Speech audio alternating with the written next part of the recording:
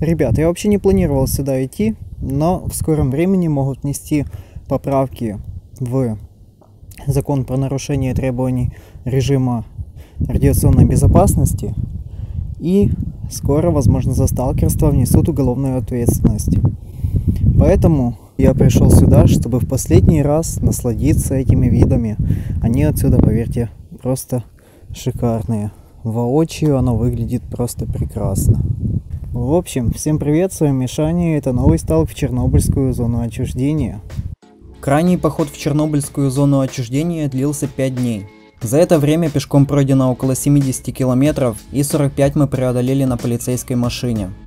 На протяжении этого ролика вы увидите сходка сталкеров Чернобыльской зоны, зачем они проводятся и почему сталкеры ходят в зону десятки раз. Нелегальный поход в зону отчуждения в варианте золотой осени. Я покажу села Чернобыльской зоны, которые сталкеры посещают на этом маршруте. После чего мы с вами отправимся в заброшенный город Припять, посетив по пути Рыжий лес.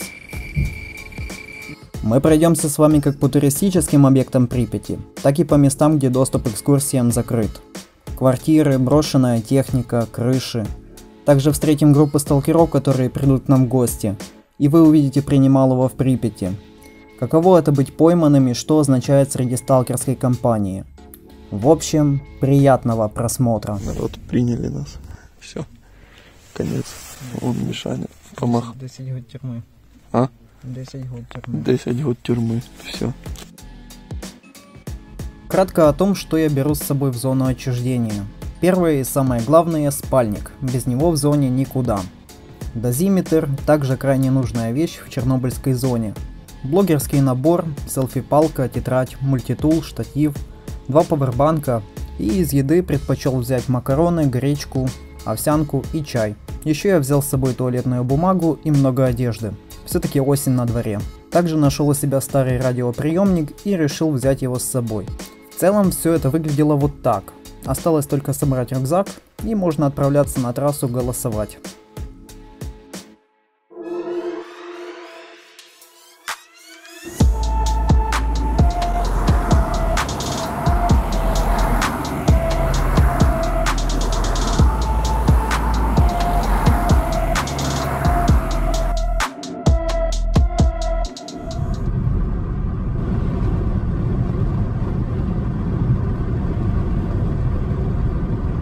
Так получилось, что в зоне отчуждения я был 11 раз. Что-то в этом месте есть, и с каждым разом это что-то притягивает все сильнее. Это место имеет сильную атмосферу. Можно сказать, это самое уникальное место на планете, в котором мне посчастливилось побывать. Зона — это гармония с природой. Заброшенные на протяжении 3 десятков лет села и города Припять, Полесское, Чернобыль. Чернобыль, кстати, наполовину живой город, и там проживают вахтовым методом около 2500 рабочих. Да и вообще город Чернобыль — это тема для отдельного видео. В Украине существует уникальная субкультура, в которой состоят много молодых людей. Они называют себя сталкерами, и это движение в последнее время сильно искажается в СМИ. Причин тому несколько. Первое — сталкеры находятся вне закона. В зону отчуждения нельзя попасть без специального пропуска, но есть обходной путь – экстремальный поход. Многие выбирают такой вид туризма из-за полной свободы действий. В зоне ты отдан самому себе и сам выбираешь, куда идти, что посмотреть. В таких походах царит неописуемая атмосфера Чернобыльской зоны. Ощущается полная заброшенность места, в голове моментально переосмысливаешь трагедию 86-го. Царит тишина и покой, в отличие от экскурсии, где толпы туристов своими разговорами перебивают всю атмосферу. Вторая причина – это пожары в апреле 2020 года. Лично мое мнение – это умышленные поджоги с целью скрыть масштабные вырубки леса в Чернобыльской зоне отчуждения. Власть списала все на сталкеров, мол, именно они виноваты в пожарах. И это при том, что виновников поджогов нашли. И это были далеко не сталкеры. Тем не менее, в зоне отчуждения черные вырубки леса продолжаются, а мы лишние глаза, которые видят все это. Примерно такое объяснение я нашел, когда искал ответ на вопрос, почему сейчас продвигают закон о криминализации сталкерства. И боюсь, что скоро его все-таки примут. Я пообщался со сталкерами на сходке и узнал, что именно так сильно манит их на земле утраченного Полесья. Привет, представься, пожалуйста. Никитос. Я так понимаю, ты один из тех, кто ходит в зону отчуждения как сталкер. Расскажи, пожалуйста, что именно манит тебя в Чернобыльскую зону? Ну, в первую очередь, это атмосфера. Атмосфера вот этого пустого города, это вообще топ.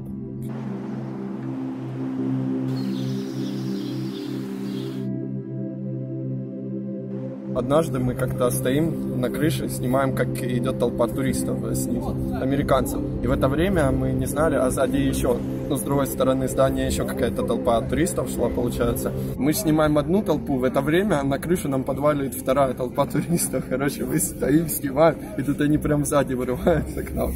Ну а что, когда нам бежать, получается, мы там с ними переговорили, так сказать, и пошли себе дальше. Что для меня зона? Ну, в первую очередь, это уникальное место на планете, в котором застыло время. По сути, музей под открытым небом. Ну, в принципе, отдохнуть хорошо можно, если в селах так забиться нормально, в таких, в которые мало кто ходит, да и экскурсии не ездят.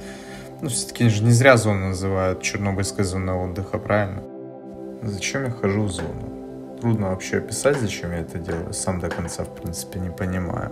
Я просто тут тянет. Может быть, из-за тишины, которая царит в веселых. Может, от города отдохнуть. Да и просто интересные места для себя пооткрывать новые.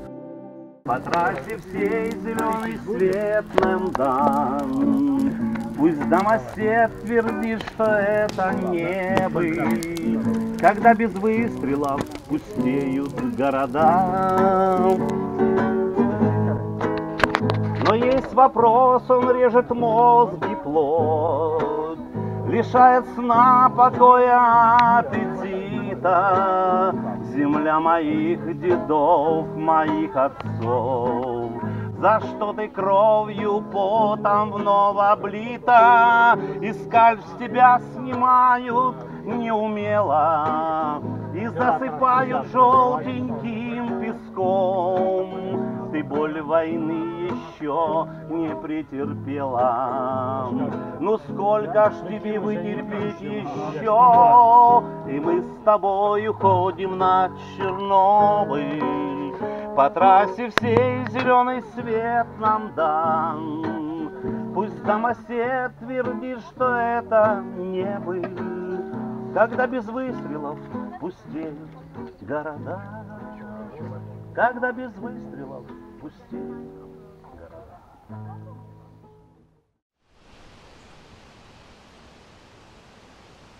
Мы зашли в Чернобыльскую зону отчуждения поздней ночью. Из-за росы остановились в первом же селе. Здесь практически ничего не осталось, но кое-что я был просто обязан вам показать.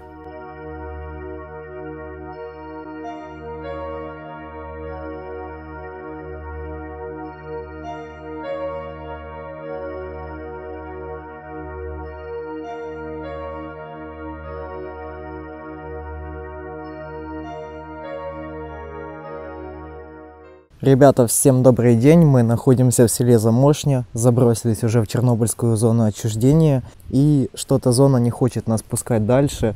Только что видели, как группа сталкеров ушла в сторону Припяти, человек, наверное, 7. А мы сидим вот тут вот, и я не понимаю, что нас задерживает, но факт остается фактом. Ребята, знакомьтесь, это Никита. Здорово.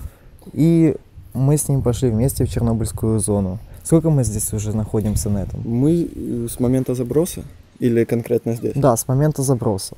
Так, я думаю, уже почти сутки. Смотри, мы где-то в 12 ночи сюда приехали.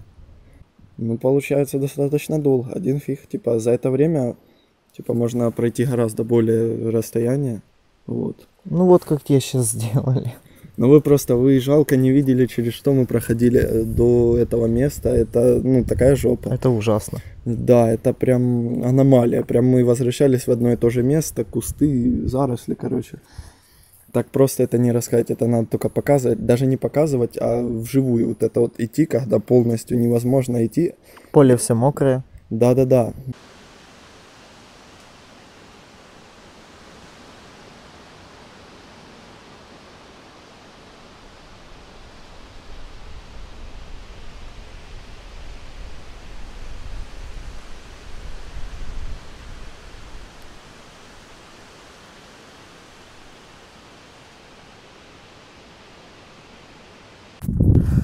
Как я понимаю, ребята, это коровники от села Замошня. То есть один коровник уже сгорел. И у нас тут золотая осень в зоне отчуждения. Кстати, посмотрите, насколько сохранился шифер.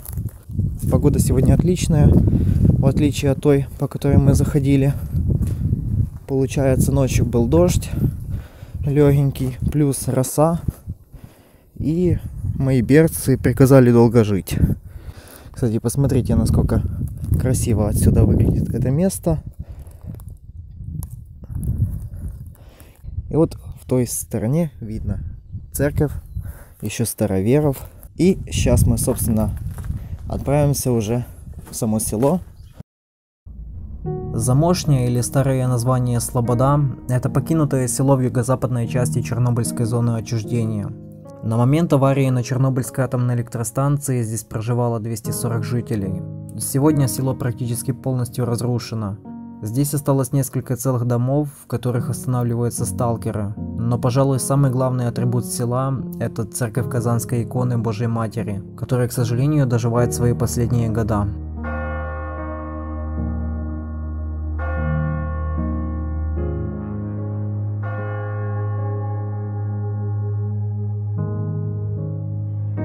История церкви Божьей Матери берет начало в 1834 году, когда старообрядцы возвели здесь каменную церковь и женский монастырь при ней.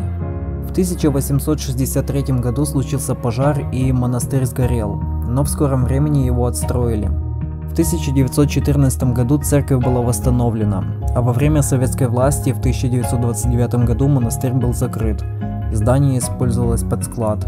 В 1932 году уничтожили купола и колокольню. На сегодня от церкви практически ничего не сохранилось. Она перестала существовать еще в 1929 году.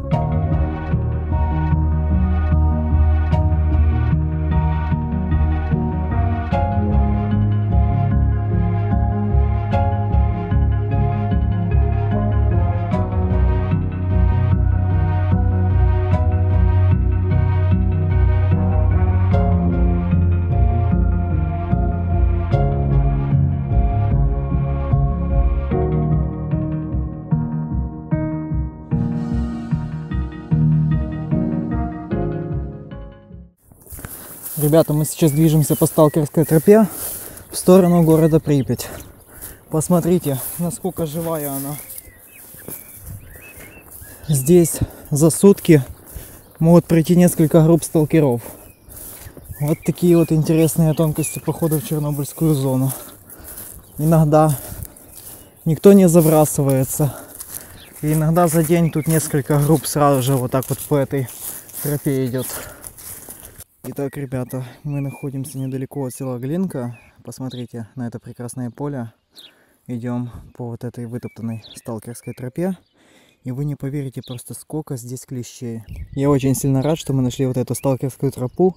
Потому что если бы не она, мы бы, во-первых, едва бы дошли до дороги. Во-вторых, здесь просто уйма клещей.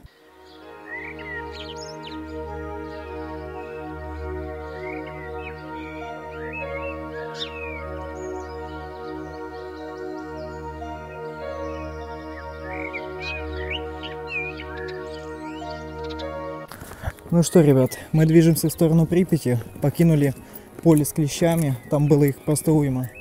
И сейчас нам предстоит пройти 28 километров до заброшенного города. Пошли!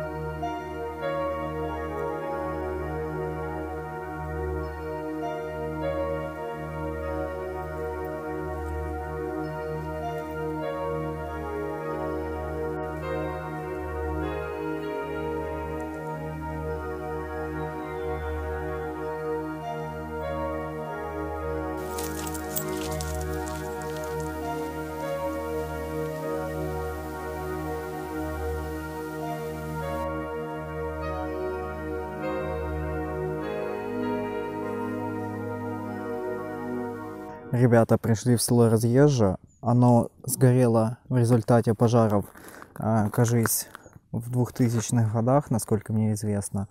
Сейчас, собственно, мы туда и отправляемся. Тут уже сейчас будет главная дорога, по которой часто ездят машины. Так что там движняк, там надо будет немного быть осторожнее. В этом селе не осталось ни единого целого дома. Как вы можете видеть, по левую сторону дом уже разваленный. Все село полностью выгорело, как я уже говорил, где-то в 2000-х годах. И мы идем по главной улице села Разъезжие. Здесь, собственно, ничего не осталось. Смотрите, как из дома выросли деревья. Просто природа берет верх.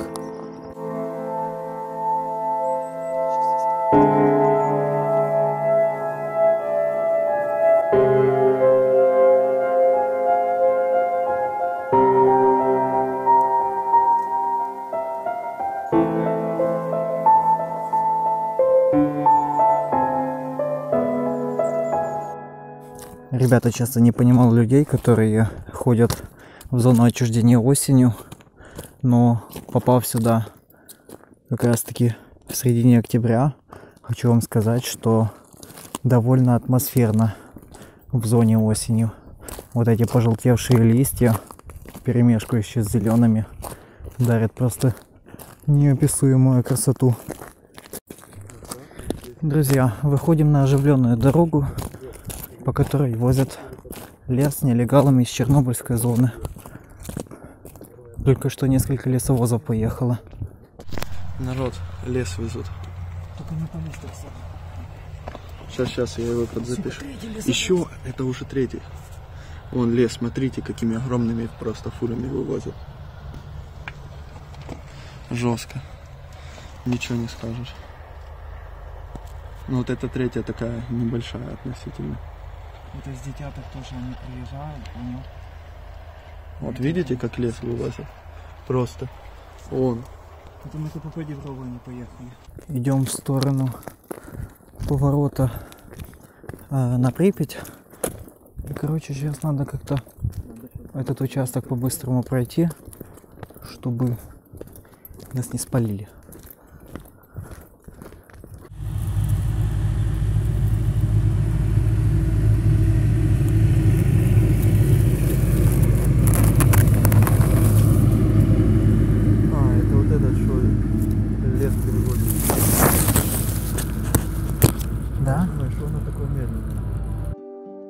Поздним вечером мы нашли себе дом в селе Жовнировка, и на удивление он оказался в довольно хорошем состоянии.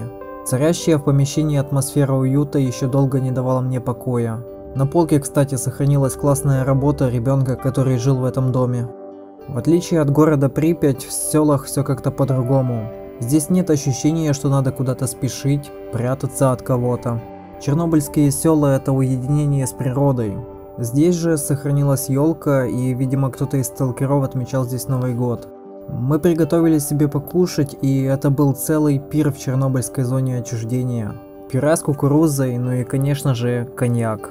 В чернобыльской зоне отчуждения такие блюда кажутся райской пищей.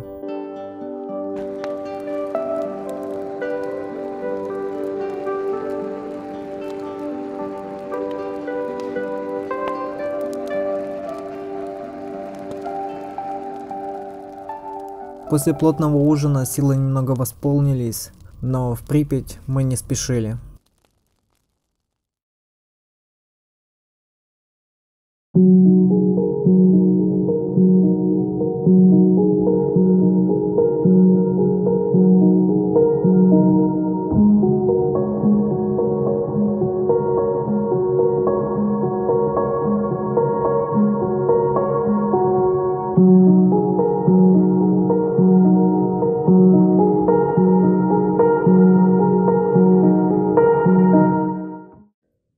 Доброе утро.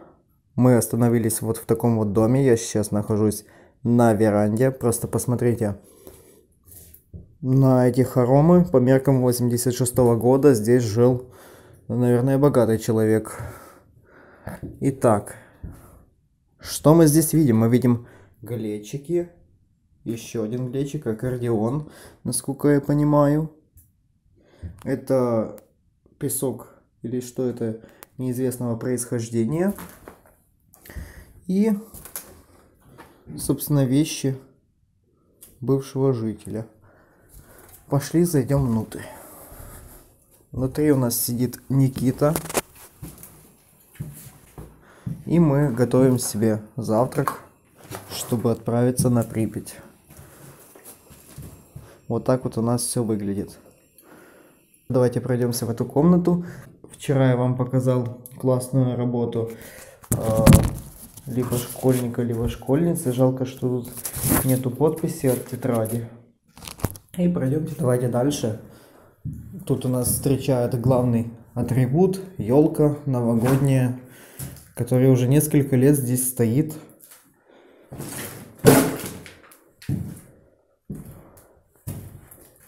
Видимо, сталкеры отмечали здесь Новый год. Вот, кстати, вот так вот выглядит село. Полностью все заросшее. Сейчас я вам его еще покажу с улицы. Ребята, добро пожаловать в наш дворик. Посмотрите, как здесь упало дерево. И вот так вот этот дом выглядит снаружи. Я предлагаю пройтись дальше на улицу села, чтобы вы оценили масштабы того, как природа здесь свое отвоевала. Кстати, просто посмотрите. Реально здесь жил какой-то богатый человек по меркам 1986 года.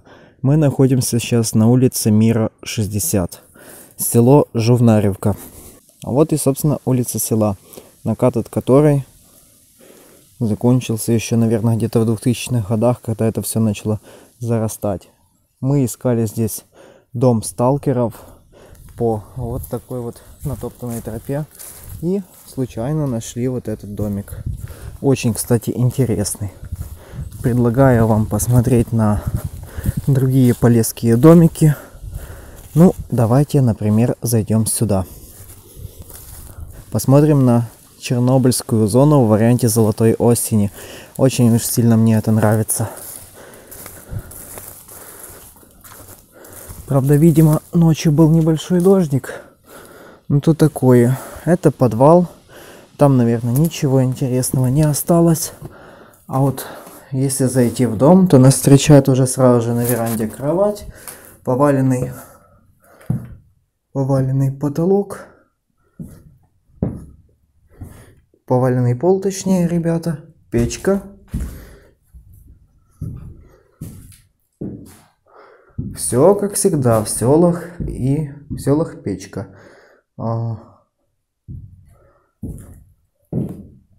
Стол, 2 стульчика, и это сталкерская комната, насколько я понимаю. Кстати, об этом селе знает полиция Чернобыльской зоны отчуждения, поэтому кто захочет сюда прийти, село Жовнарівка, то это только на ваш страх и риск. Патрули здесь обычное дело. Мы, например, остановились здесь на свой страх и риск. Смотрите, что интересно я заметил в сарае.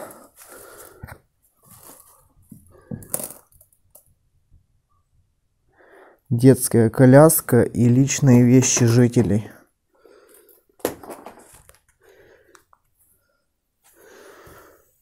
Вот такие вот дела, ребята. Раньше здесь люди жили. У них был ребенок на момент эвакуации. Вот так вот, ребята. Эта трагедия затронула судьбы многих. Много кто заболел. Начались проблемы с онкозаболеваниями. Многие отдали жизни и здоровье на ликвидации последствий аварии на Чернобыльской атомной электростанции. Огромная эта трагедия была, ребят.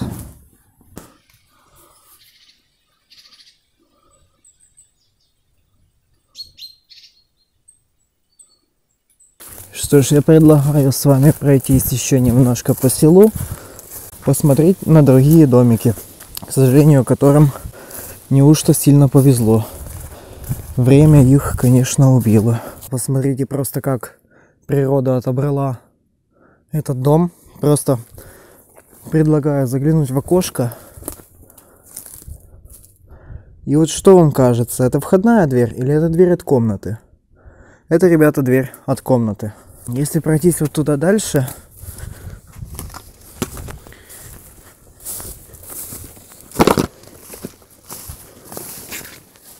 мы увидим входную дверь. Село Жовнарівка. Возможно, кто-то узнает этот дом. Тут рядом вот еще вот такой вот сарай. Мои впечатления об этом селе — это тотальная разруха. Только несколько домов здесь относительно целы. И есть еще какой-то сталкерский дом, насколько я знаю, но о нем никто не рассказывает. И вот предлагаю сходить еще вот сюда. Во время эвакуации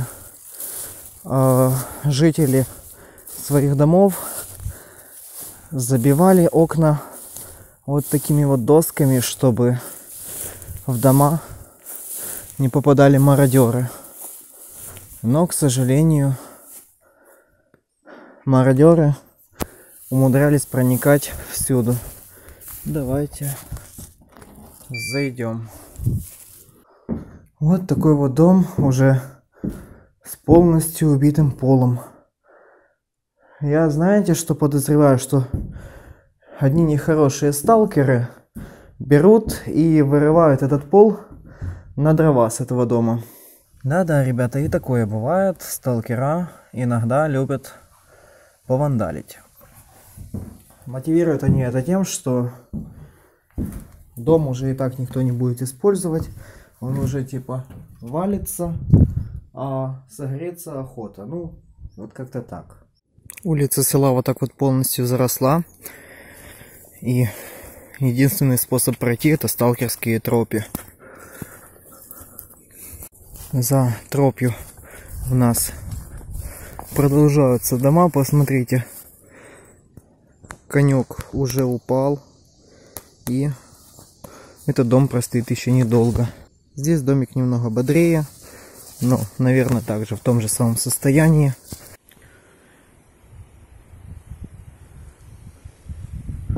Просто посмотрите, насколько сильно здесь все заросло. Я уже не перестану это повторять, наверное, никогда, пока мы будем в этом селе. Но это ужасно. Смотрите, наверное, на этот дом упало когда-то дерево. Его просто сплющило вот в этой стороне. Просто жесть.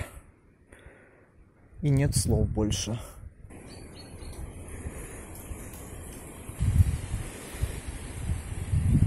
Друзья, нашел магазин в селе Жовнарівка. Тут уже понятно по виду, что здесь ничего не осталось. Тем не менее, зайти для галочки, в принципе, не мешало бы. Единственное, что напоминаю, что это магазин, это складенные полки. Вот такой вот пол. Еще одна полка. И сеточка от холодильника.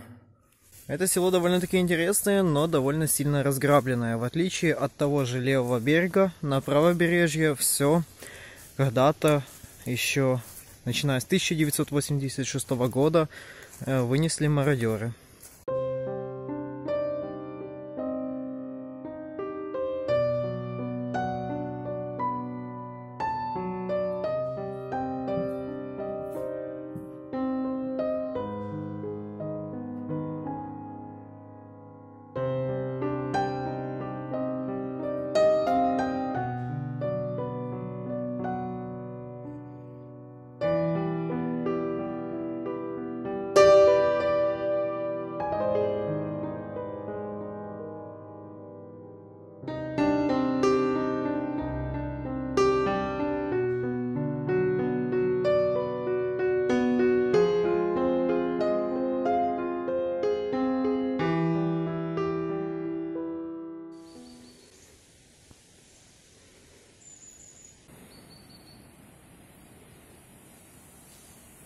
Ну что, ребят, вот такое у нас село Жовнарівка. Надеюсь, вам оно понравилось. А мы отправляемся в Припять. Увидимся уже там.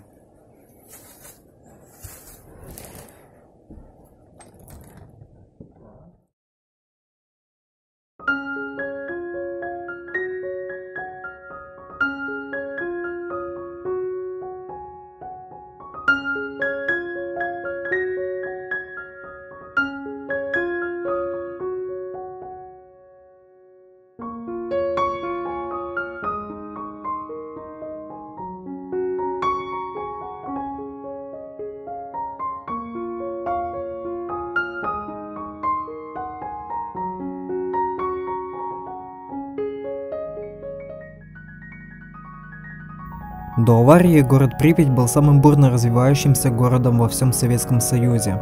В 80-е годы это был самый образцовый город во всем СССР и, можно сказать, гордость Советского Союза. Город Припять имел прямое московское подчинение, а это значит, что здесь было все для комфортной жизни. Дефицитные товары, высокие зарплаты, и люди стремились попасть сюда. Город рос стремительными темпами, и по проекту планировалось, что здесь будут проживать свыше 80 тысяч жителей. Припять строили по принципу треугольной застройки, а это значит, что здесь было много зданий с разным количеством этажей. Например, в первых микрорайонах больше 5-этажных зданий, и только несколько 9-этажек, а уже более поздние микрорайоны застроены исключительно 9-этажными и 16-этажными зданиями. Всего в Припяти было построено около 14 тысяч квартир, и в плане было сдать в эксплуатацию парк аттракционов на 1 мая. Но случилось то, чего никто не ожидал.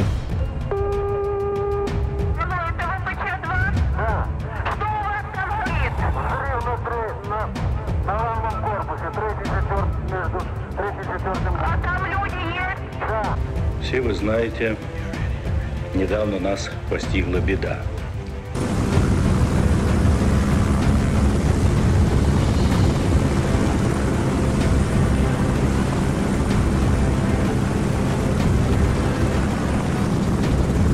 Мы впервые реально столкнулись с такой грозной силой, какой является ядерная энергия, вышедшая из-под контроля.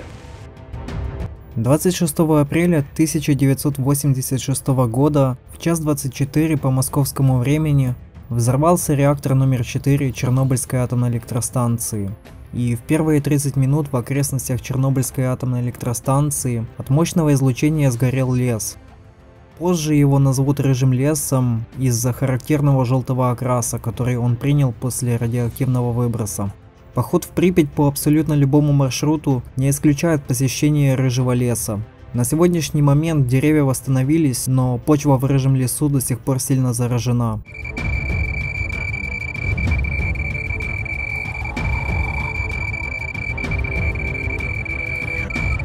Рыжий лес – это одно из самых опасных мест в Чернобыльской зоне отчуждения. Здесь лучше не задерживаться, если вам дорого здоровье. Под радиоактивный выброс в 1986 году попали также села, и в одном из них мы устроили привал по пути к городу Припять.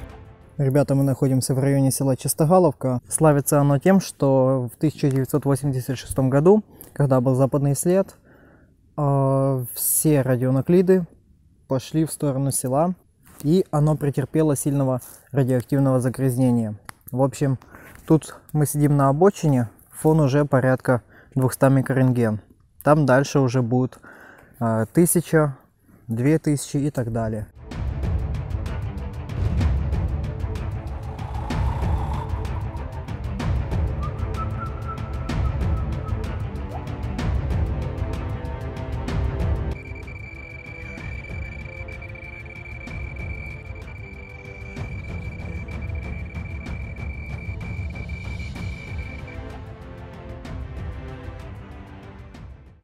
Город Припять стоит в верхушке реки, которая дала ему название.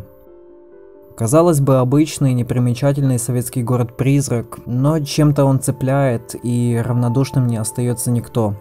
Заброшенный парк аттракционов, где стоит колесо обозрения, центр города, где расположены объекты инфраструктуры, горисполком, гостиница Полесье, объекты культуры и отдыха, дворец культуры Энергетик, ресторан Полесье и безымянный ресторан, которому так и не успели дать название. Целый город, где проживало 50 тысяч жителей, ныне пустой. Сталкеры любят Припять, хотя город находится в последнее время под усиленным патрулированием. Несмотря на это, город-призрак умиротворяет. Именно здесь можно увидеть воочию, что будет со всеми городами планеты, когда время людей закончится. Мы зашли в Припять поздним вечером. Обычно охрана в это время не совсем бдительна, поэтому шанс проникнуть довольно высок. Из-за усталости в тот вечер нас хватило всего на 2 объекта в городе.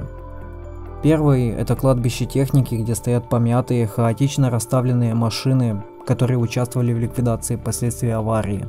Только по одному их виду можно описать трагедию 1986 года. Примерно такую картину она оставила в памяти людей.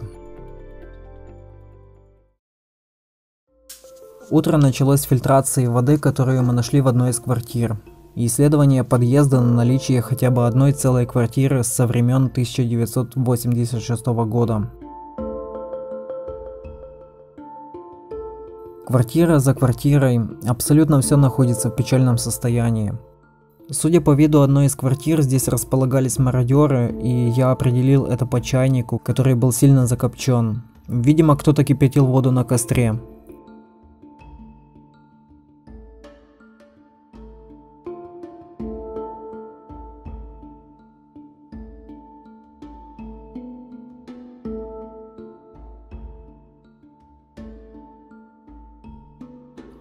Была также квартира, которая меня порадовала. Здесь в диване сохранились вещи бывших жителей этой квартиры. Для Припяти это очень редкая находка.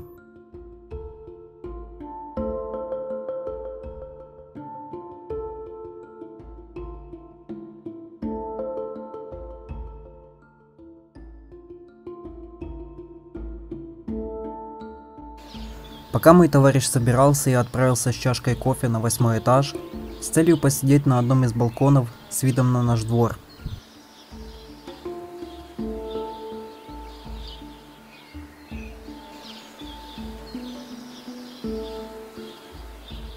Спустя полчаса мы уже были готовы выйти на улицу и первым делом исследовали наш дворик.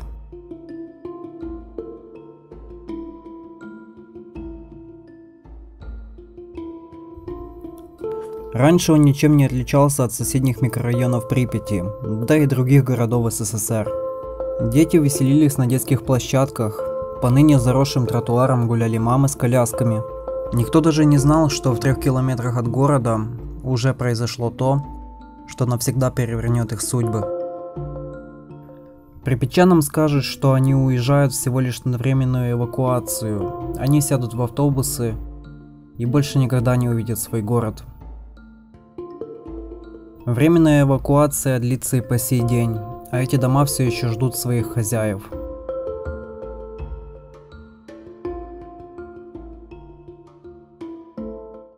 В городе Припять самое главное палево у сталкеров — это дорога. Ее надо перебегать аккуратно и очень быстро, чем мы сейчас и займемся.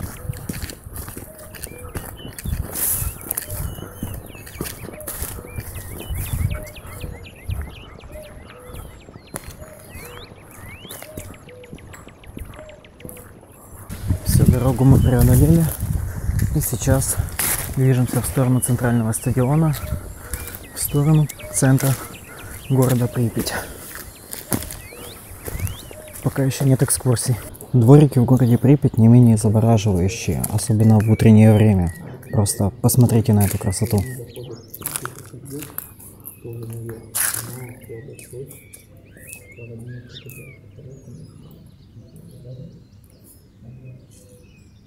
Сталкеры очень сильно любят такие дворики за их особенную атмосферу.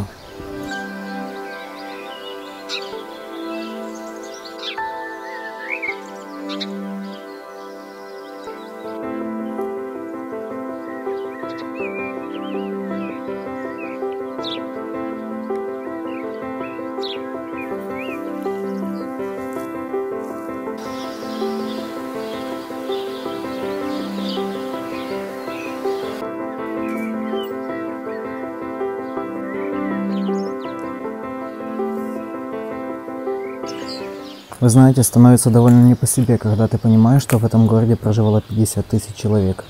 Теперь здесь все пусто.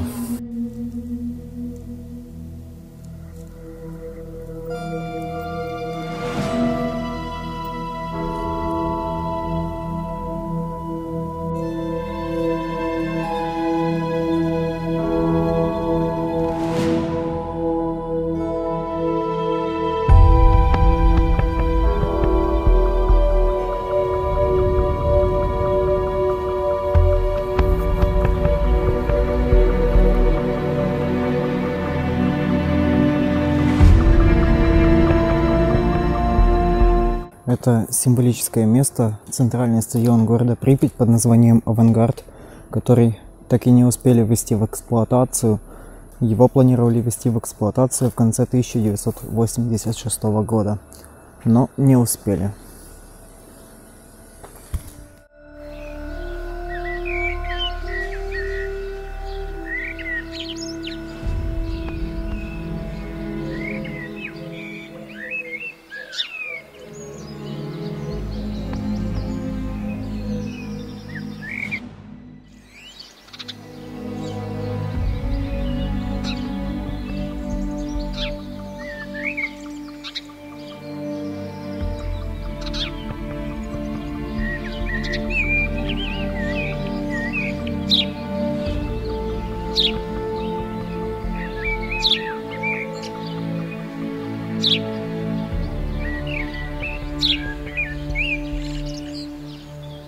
За моей спиной находится знаменитое колесо обозрения в городе Припять, которое таки никогда не запускалось.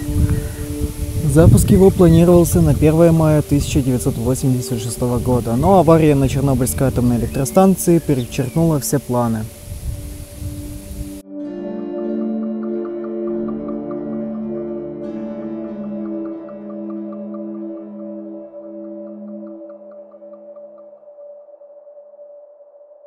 Центральная площадь города Припять, сердце Припяти, можно так сказать.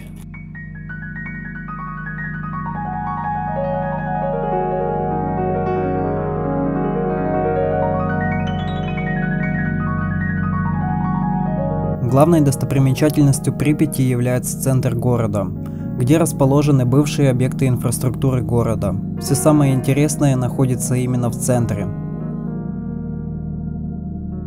Это дворец культуры «Энергетик», и построен он был в 1972 году. Архитектурный стиль – социалистический реализм. Внутри здания типичная картина для Припяти – разруха и следы деятельности мародеров. В «Энергетике» был концертный и спортивный зал. Также здесь находился музыкальный класс, и сюда приезжали и выступали разные артисты и коллективы. Здесь проводились концерты и спектакли.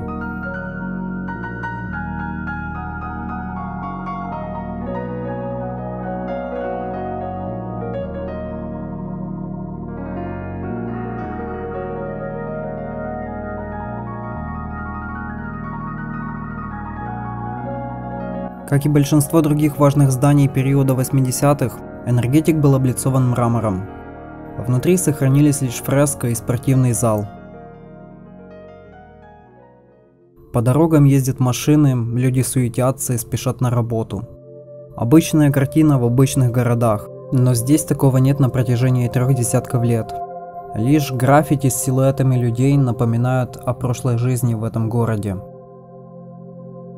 Следующая достопримечательность – гостиница «Полесье». Как и «Энергетик», она облицована мраморной плиткой, и, пожалуй, это одно из самых красивых зданий Припяти. Построен он в середине 70-х годов с целью обеспечивать гостей, которые приезжали на Чернобыльскую атомную электростанцию. Также к гостинице «Полесье» относится ресторан с одноименным названием. О нем практически ничего не известно, но ресторан точно был рассчитан на гостей города, которые останавливались в гостинице. Внутри самого здания гостиницы типичная для Припяти картина. Лишь изредка попадаются комнаты, где можно найти матрасы и вещи, которые выдавались посетителям гостиницы. А в остальном здесь просто голые стены.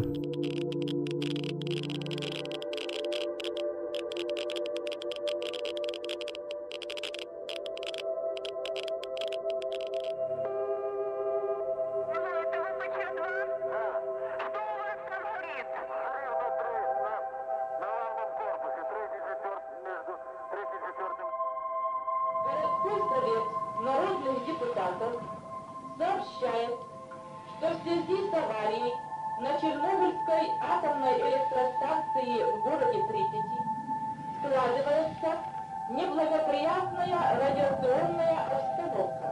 Возникает необходимость провести временную эвакуацию жителей города в близлежащие населенные пункты Киевской области. Припятчанам скажут, что они уезжают всего лишь на временную эвакуацию. Они сядут в автобусы и больше никогда не увидят свой город.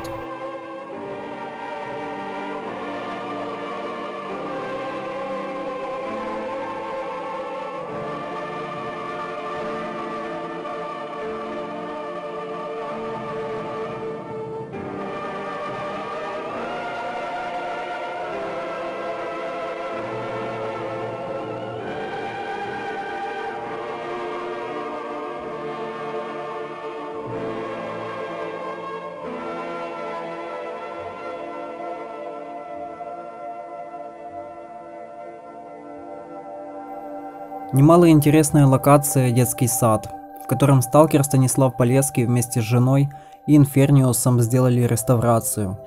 Попав сюда, мы будто переместились на мгновение в 1986 год.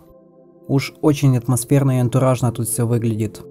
На полках лежит литература и аккуратно выставленные детские игрушки. Словно всего лишь год назад случилась авария, и мародеры еще не успели сюда добраться. К сожалению, садик разрисовали вандалы, которые портят внешний вид Припяти уже который год. Сколько бы люди ни старались сделать что-то хорошее, всегда найдется тот, кто это уничтожит.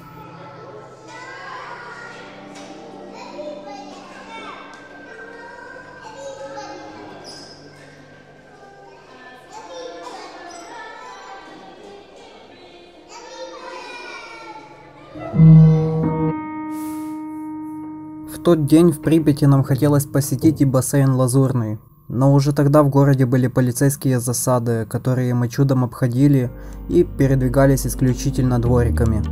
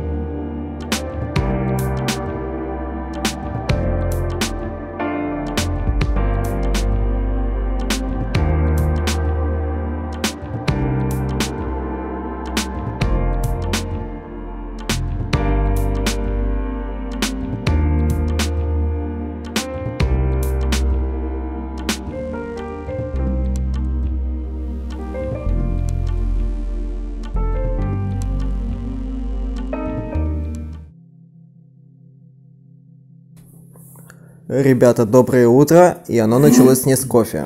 К нам пришли сталкера. Здорово, пацаны. Здорово. Сколько вы шли в Припять? Ну, когда мы пришли, это было уже где-то 2 дня, блин. 2 дня. Что это? А что так вас задержало? Мишка нас задержал. Тот, что медведь? Да. Ого, Ведмідь реканул. я Мы понял. успели з'їбатися вовремя. И что, куда вы по Припяти сейчас идете гулять? Ну, в медсанчасть зайдем. Да, кстати, медсанчасть. Подвал, да? Одежду пожарникам наденем. Я понял. Да. Ну тогда, пацаны, удачи. Мы по реставрированным хатам идем, а потом к вам, наверное, завалимся. Добро.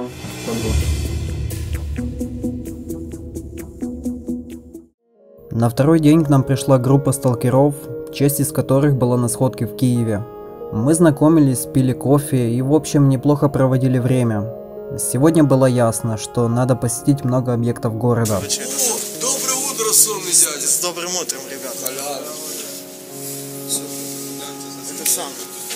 Перворазы, а именно так называются новички среди сталкеров, должны были пойти в центр. Это уже традиция. А мы, бывалые сталкеры, пошли смотреть на отреставрированные квартиры. Время золотой осени в самом разгаре. Именно так сталкеры называют закрытие сезона походов. На время заброшенный город одевает на себя золотой убор. Природа поглотила этот город, и, как мне кажется, без людей осенняя Припять выглядит очень красиво. А вот и одна из отреставрированных квартир. Автор реставрации Креусан. Ребята, добро пожаловать в хату блогера Криосана. Здесь после их ремонтов ничего не осталось. Хату развандалили. Как вы видите, диван с обоями уже подуставший. С него украли обшивку, которую принес Криосан. Но, как вы видите, кто-то принес сюда шторы. Наверное, Стас Полесский. И хата довольно выглядит таки антуражно. Единственное, что осталось от обшивки, это вот этот матрас, на котором уже была чья-то нога, и вот этот вот стульчик.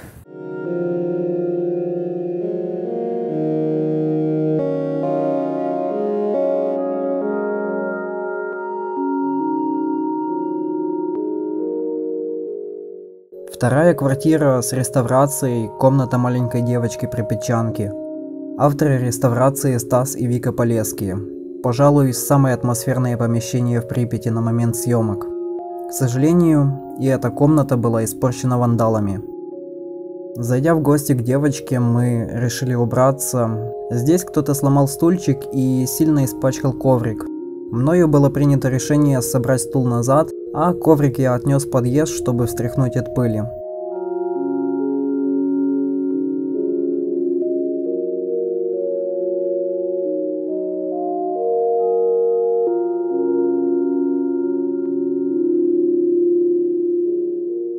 Спустя несколько минут после выхода из квартиры мы узнали, что в город приехала полиция. Те эмоции, которые мы испытывали, просто не передать словами. Мы быстро вернулись в наш дом, где начали масштабную операцию по введению сталкеров в курс дела. Наши новые друзья уже знали о полицейском рейде в Припяти, и, как позже окажется, полиция искала несовершеннолетнюю девочку из нашей новой компании. На 7-м этаже жила также группа сталкеров, которые захотели остаться анонимными.